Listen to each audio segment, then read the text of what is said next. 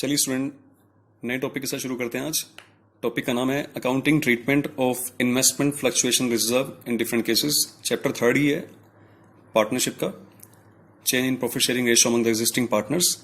तो आइए इस ट्रीटमेंट को सीखते हैं। इन्वेस्टमेंट फ्लक्चुएशन रिजर्व का टॉपिक आपको इस चैप्टर नंबर 3 में, चैप्टर 4 थर्ड एडिशन में और चैप्टर 5 रिटायरमेंट एंड डेथ में भी देखने को मिलेगा।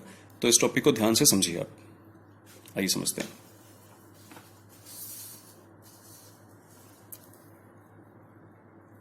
इसे भी हम लोग वर्कमैन कंपनसेशन रिजर्व की तरह 5 डिफरेंट केसेस में समझेंगे। देखिए पहले फर्स्ट टॉपिक, फर्स्ट केस। वैसे होता क्या है इन्वेस्टमेंट फ्लक्चुएशन रिजर्व, इसके बारे में पहले डिस्कशन कर लेते हैं। इन्वेस्टमेंट फ्लक्चुएशन रिजर्व क्या है? आपने जो भी इन्वेस्टमेंट कर रखी है, जैसे एग्जाम्पल के फॉर्म में बता रखा है, जैसे इन्वेस्टमेंट कर रखी है हम लोगों ने 1 लाख रुपए की, रुपीज इन थाउजेंड है सभी, 1 लाख रुपए की आपने इन्वेस्टमेंट कर रखी है। तो इन्वेस्टमेंट्स की जो बुक वैल्यू है, ये बुक वैल्यू है, और एक होती है मार्केट वैल्यू, कि मार्केट में प्रेजेंट वैल्यू क्या है। आज अगर इस इन्वेस्टमेंट को बेचना चाहें हम लोग, जैसे मान लीजिए किसी कंपनी के शेयर परचेज कर रखे हैं आपने, आउटसाइड द इन्वेस्टमेंट कर रखे हैं, किसी कंपनी के शेयर परचेज कर रखे हैं, तो वो आज उस शेयर्स की वैल्यू क्या है, that is market value. Book value जो बुक में दिखा रखी है, ठीक है। तो बुक वैल्यू और मार्केट वैल्यू में डिफरेंस रहता है। तो जब भी फर्म का रिकॉन्स्टिट्यूशन हो रहा होता है, तब हमें एक अकाउंट तैयार करना पड़ता है, that is called revaluation account. हम लोगों ने लास्ट टॉपिक में भी सीखा था, रिवैल्यूएशन अकाउंट तैयार करना पड़ता है। ये अकाउंट एक नॉमिनल अकाउंट होता है, जिसमें डेबिट साइड में एसेट्स और लायबिलिटीज की वैल्यू में होने वाले चेंजेस के कारण प्रॉफिट या लॉस उसको शो किया जाता है, ठीक है। एसेट्स की बुक वैल्यू, एसेट्स लायबिलिटी की बुक वैल्यू और एसेट्स की बुक वैल्यू और मार्केट वैल्यू में डिफरेंस देखा जाता है। और भी केसेस होंगे, हम लोग इसको समझेंगे ध्यान से। फिलहाल एक बार शॉर्ट में बात करते हैं। तो जब भी फर्म का रिकॉन्स्टिट्यूशन होता है तो ये वाला अकाउंट बनता है। तो इस केस में हमें बुक वैल्यू और मार्केट वैल्यू को कंपेयर करना होता है।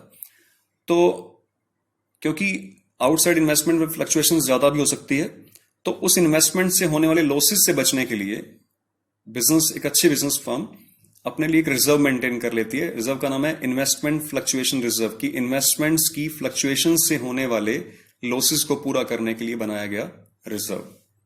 जैसे कि वर्कमैन कंपनसेशन रिजर्व था, कि मिस हैपनिंग वाले केस में अगर हमें पेमेंट करनी पड़ेगी तो उस रिजर्व में से हम लोग पेमेंट कर सकते हैं। तो इसी तरह की इन्वेस्टमेंट्स की वैल्यू अगर बहुत ज्यादा डाउन हो गई तो इस इन्वेस्टमेंट से उसकी भरपाई कर सकते हैं, ठीक है।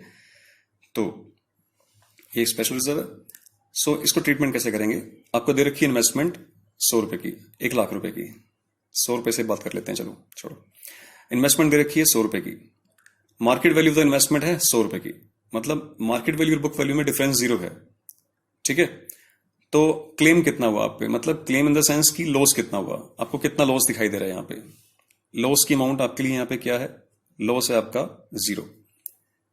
तो आपका जो इन्वेस्टमेंट फ्लक्चुएशन रिजर्व है वो फ्री कितना पड़ा है आपके पास? फ्री है 20, क्योंकि जब लॉस ही नहीं है तो आप 20 रुपीज जो फ्री अमाउंट है उसको डिस्ट्रीब्यूट कर लेंगे। डिस्ट्रीब्यूशन कैसे होता है?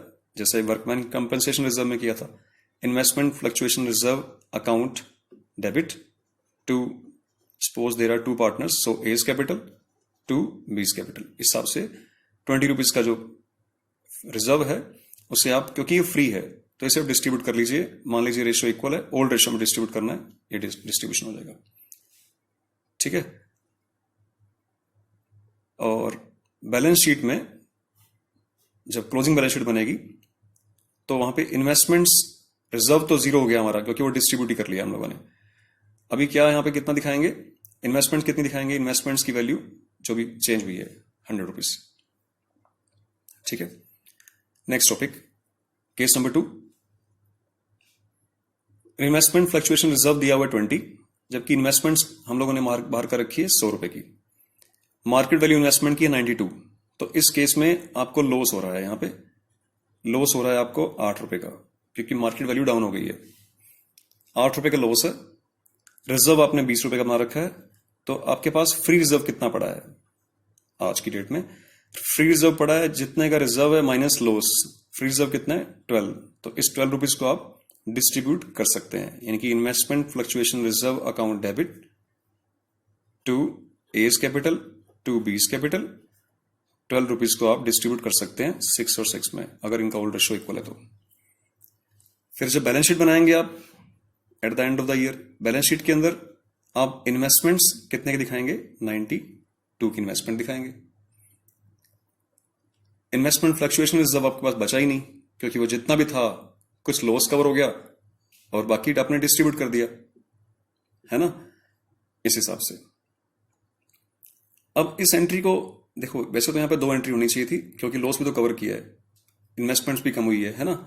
तो इस एंट्री को हम लोग कंबाइन फॉर्म में भी दिखा लेते हैं। कंबाइन एंट्री देखिए, इसकी थोड़ी सी जगह कम रह गई है, कोशिश करिए समझने की। यहां पे इन्वेस्टमेंट फ्लक्चुएशन रिजर्व ₹12 का था आपके पास। इन्वेस्टमेंट्स में कमी हुई है आपकी, टू इन्वेस्टमेंट्स में नुकसान हुआ है आपको ₹8 का। एक बार दोबारा करते हैं इसको। इन्वेस्टमेंट फ्लक्चुएशन रिजर्व था आपके पास ₹20 का। इस ₹20 को आपने कहां यूटिलाइज किया? जर्नल एंट्री हमें यह समझा रही है कि ₹20 का यूटिलाइजेशन किया कहां है आपने। रिजर्व था आपके पास ₹20 का, इस ₹20 में से ₹8 तो आपने लॉस की भरपाई कर ली, जो कि इन्वेस्टमेंट्स में कमी आई है, और बाकी का जो रिजर्व था वो ए में और बी में डिवाइड कर दिया था आपने 6 और 6 रुपीज। इस हिसाब से आपने इन्वेस्टमेंट फ्लक्चुएशन रिजर्व को यूज किया है, यूटिलाइज किया है। ये इसकी एक कंबाइन एंट्री है, ठीक है। आइए केस नंबर 3।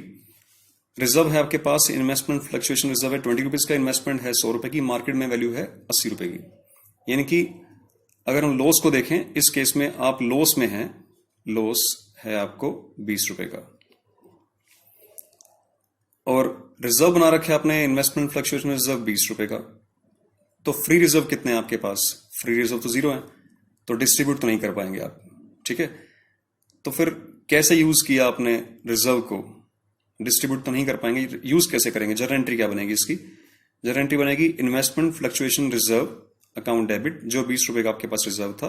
देखिए फर्स्ट एंट्री में भी इन्वेस्टमेंट फ्लक्चुएशन रिजर्व को डेबिट किया ₹20 से, सेकंड एंट्री में भी डेबिट किया, ठीक है। फर्स्ट एंट्री में कोई क्लेम था नहीं, मतलब लॉस हुआ नहीं था, तो डिस्ट्रीब्यूट कर दिया। सेकंड एंट्री में जो लॉस था उसे कवर करके बाकी डिस्ट्रीब्यूट कर दिया। थर्ड एंट्री में देखिए लॉस ही लॉस है, तो इससे इन्वेस्टमेंट में जो कमी आई थी उसको पूरा कर लिया, डिस्ट्रीब्यूट कुछ किया नहीं, ठीक है। इस केस में जब बैलेंस शीट बनाएंगे हम लोग, बैलेंस शीट में जब बनेगी तो वहां पे इन्वेस्टमेंट्स कितने की दिखाएंगे आप बैलेंस शीट में? जो भी मार्केट वैल्यू है इसकी घटाकर, ठीक है, बुक वैल्यू में से लॉस घटाकर। Fourth case, investment fluctuation reserve दिखा रखा है 20 का, इन्वेस्टमेंट ₹100 की, मार्केट में कीमत है उसकी ₹70 आज। कितने रुपए लॉस में चल रहे हैं आप? ₹30 लॉस में। आपके पास इन्वेस्टमेंट फ्लक्चुएशन रिजर्व कितने का था? ₹20 का। फ्री की अगर हम बात करें तो फ्री तो कुछ है ही नहीं, बल्कि आपके पास तो माइनस चल रहा है ₹10 का, है ना। माइनस हो गया केस, तो जेब में पैसे हैं ₹20, खर्चने पड़ रहे हैं ₹30, तो ₹10 कहां से लाएंगे? ₹10 आपको रिवोल्यूशन को डेबिट करना पड़ेगा टू इन्वेस्टमेंट के नाम से। ₹10 का नुकसान रिवोल्यूशन अकाउंट भरेगा आपका, ठीक है। जर्नल एंट्री कैसे यूटिलाइज किया ₹20 को आपने? आइए देखते हैं। इन्वेस्टमेंट फ्लक्चुएशन रिजर्व डेबिट था ₹20 से, करना है इसको डिस्ट्रीब्यूट करना। कैसे यूटिलाइज करेंगे? टू, इसमें से जो इन्वेस्टमेंट्स की भरपाई कर पाए, इन्वेस्टमेंट में जो लॉस हुआ है ₹20 का, आपने वो पूरा भर दिया, ठीक है। लेकिन इन्वेस्टमेंट का जो लॉस था मार्केट वैल्यू के कारण, वो लॉस था आपका ₹30 का। एंट्री फिर मिसमैच हो गई, तो जो बाकी का ₹20 तो रिजर्व ने पूरे कर दिए, बाकी ₹10 कहां से लाए थे आप? रिवोल्यूशन को डेबिट किया था ना, तो एंट्री में आएगा रिवोल्यूशन अकाउंट डेबिट ₹10। इस हिसाब से ये ₹30 का लॉस कवर किया आपने। ₹20 आपके पास थे, आपने पॉकेट से ले लिए, और ₹10 आपने रिवोल्यूशन से चार्ज कर लिए, ठीक है। लास्ट केस, फिफ्थ और लास्ट केस है इसका। इन्वेस्टमेंट फ्लक्चुएशन रिजर्व आपने बनाया ही नहीं था। इन्वेस्टमेंट ₹100 की, मार्केट वैल्यू कितनी है? ₹92 की। कितने रुपए लॉस में हैं आप? ₹8। जब रिजर्व नहीं है तो ये लॉस कौन भरेगा? कौन सा अकाउंट भरेगा? रिवोल्यूशन अकाउंट भरेगा। सो टू इन्वेस्टमेंट लिखकर आप यहां पे ₹8 को दिखाएंगे। इसकी जर्नल एंट्री क्या बनेगी? जर्नल एंट्री सिर्फ रिवोल्यूशन से ही ट्रीट करेंगे पैसे लॉस को आप, तो revaluation account debit to investment, 8 रुपए 8 रुपए। रेवोल्यूशन अकाउंट को डेबिट करेंगे, ठीक है, लॉसेस डेबिट हो जाएंगे और इसने इन्वेस्टमेंट को कम कर दिया, इन्वेस्टमेंट की कमी पूरी की है 8 रुपए की, ठीक है। इन्वेस्टमेंट्स क्रेडिट क्यों हो रहा है? जब भी लॉस होता है इन्वेस्टमेंट क्रेडिट क्यों हो रहा है? क्योंकि रियल अकाउंट यहां फॉलो हो रहा है, that credit what goes out. तो ये 5 केसेस हैं, इन केसेस को आप ध्यान से देखिए। किसी भी केसेस में अगर आपको दिक्कत लगती है तो आप मुझे कमेंट बॉक्स में लिख सकते हैं। Thank you very much.